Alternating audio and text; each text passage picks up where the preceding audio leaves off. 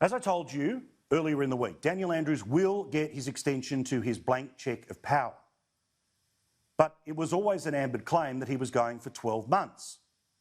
And, as I've said a couple of times, just like when you go for a pay negotiation, hoping for an extra $200 a week, you walk in and say, I want $2,000.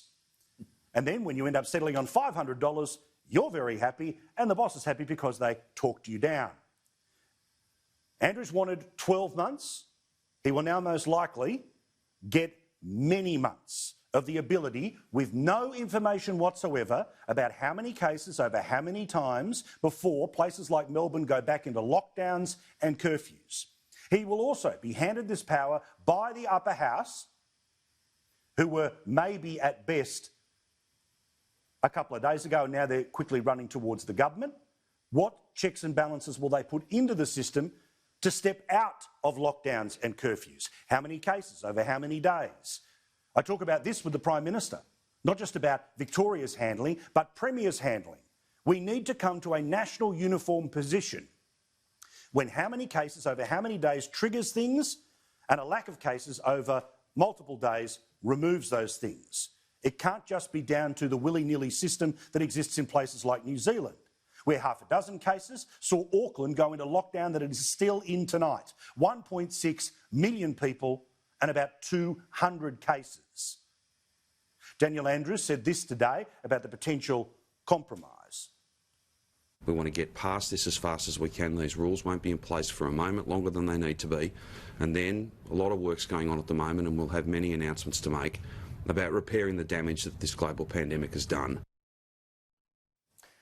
But just as we were frustrated by what was happening in Victoria, it might be a small state, but the power grab that the Tasmanian government are thinking about is extraordinary. Their Premier, Peter Goodwin, today, and people representing his office are openly talking about their state of emergency being extended again, month by month, 3 months, 6 months or 12 months, or indefinite, who knows? Now, this is the actual situation when it comes to the virus in Tasmania. While there have been 228 cases since the whole thing came via Wuhan, China, 214 people have recovered. Sadly, 13 people have died.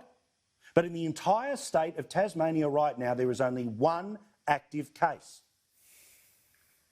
How is it justified to give a blank cheque to the Premier of Tasmania?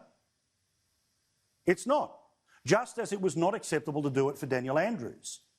So this isn't Team Red, this is not Team Blue. This is about team overreach, about politicians who want to abdicate the responsibility of managing their economy, the free movement of citizens, the ability of people to run a business in a COVID-safe fashion, but not in a COVID-paranoid fashion. There is one case right now in Tasmania and no case for a blank cheque extension to a government that, yes, will be very popular for keeping the virus out, but keeping the economy shut while the federal taxpayers around the rest of the country pay for things like JobSeeker and JobKeeper is as wrong in Tasmania as it was in Victoria.